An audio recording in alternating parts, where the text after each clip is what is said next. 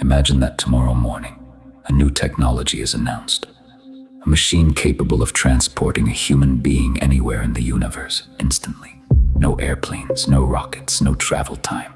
Step inside in New York, step out on Mars. The technology is tested again and again and again. Thousands of successful trips, no accidents, no errors. The world celebrates. People call it the greatest invention in human history, and eventually, you decide to try it. You enter the machine. The door closes, a voice speaks, scanning complete, preparing transfer. 3, 2, 1, a flash of light, and then you open your eyes. You are standing on Mars. You can feel the ground beneath your feet. You can hear your own breathing. You remember your childhood. You remember your family. You remember every embarrassing moment, every heartbreak, every dream, everything. The teleportation worked perfectly, or did it? Because there is one detail the company forgot to mention. The machine never transports anyone, it only copies them. Every atom in your body is scanned, every neuron, every memory, every thought, every emotion. Then a perfect replica is created of the destination and the original body is destroyed. The version standing on Mars believes it is you. It remembers entering the machine. It remembers hearing the countdown. It remembers the flash of light from its perspective. Nothing unusual happened. The journey was seamless. But what about the person who stepped into the machine? What happened to that person? Imagine discovering this secret one day before your trip. Would you still enter? Think carefully. Because the clone that appears on Mars would tell everyone the process is safe. It would hug your family, continue your work, pay your bills, finish your unfinished projects. No one would suspect anything, not even the clone itself. In fact, if the clone sat across from you right now, it would insist that it is you, and it would have evidence. It knows everything you know. It remembers everything you remember. It can answer every personal question, every password, every secret, every regret. So let me ask you something.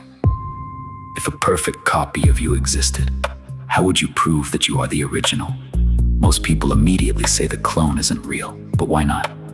What exactly is missing? The body, the memories, the personality, the experiences, or something else? Something invisible, something we call consciousness. Right now, as you listen to these words, there is an awareness behind your eyes, a private experience, the feeling of being you. Not your name, not your memories, not your appearance, just the raw fact that you are experiencing this moment. The deepest question hidden inside the teleportation machine is not whether it can copy your body, it's whether it can copy that. Because if it can, then perhaps the clone truly is you. But if it cannot, then every successful teleportation is actually a perfectly disguised execution and nobody notices. Not the family, not the friends, not even the clone.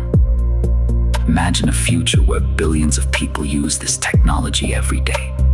Commuting to work, visiting distant planets, taking vacations across the galaxy. The world celebrates convenience.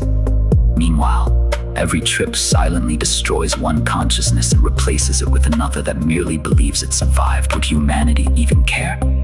Or would people accept it because the difference is impossible to see? Now let's make the situation even worse. Suppose the machine malfunctions. You step inside. The scan completes. The clone appears on Mars, but the original body is not destroyed. You are still here, standing on Earth, alive, breathing, thinking, confused. A phone rings, you answer. And on the other end is you. The same voice, the same memories, the same life, the same certainty that it is the real person. Now there are two of you, and both claim to be the original. Both can prove it.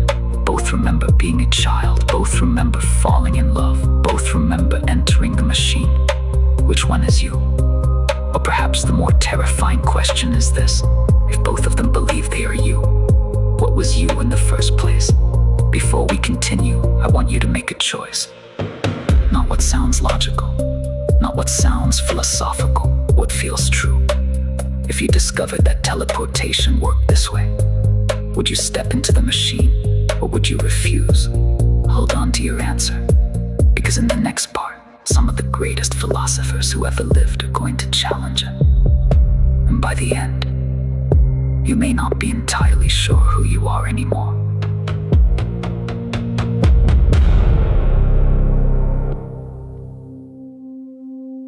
A moment ago, I asked you a question. If teleportation worked by destroying the original and creating a perfect copy, would you step into the machine? Maybe your answer felt obvious. Maybe you immediately thought, no, the clone survives, I'd die. Or maybe you thought, of course I would if the copy is identical. What's the difference? What's interesting is that some of the smartest minds in history have stood on both sides of this argument, and the deeper they looked, the stranger it became. Let's begin with a simple idea. What makes you, you? Most people point to their memories, your childhood, your first love, your happiest day, your worst mistake, the story of your life. The philosopher John Locke believed that personal identity comes from continuity of memory. In other words, you are the person who remembers being you. If that's true, then the clone seems to win. The clone remembers your life. The clone remembers your family. The clone remembers entering the machine. It even remembers hearing the countdown. From the clone's perspective, there was never a moment of death. There was only continuity, only experience, only life moving forward. And honestly, this feels convincing. Imagine waking up tomorrow with all your memories intact. You would assume you are still yourself. Why wouldn't you? The clone feels exactly the same way.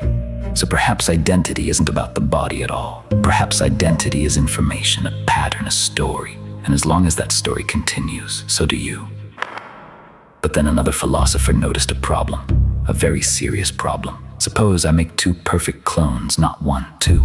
Both wake up with your memories, both believe they are you, both remember your childhood, both remember your parents, both remember listening to this very narration. If memory creates identity, which clone is the real you?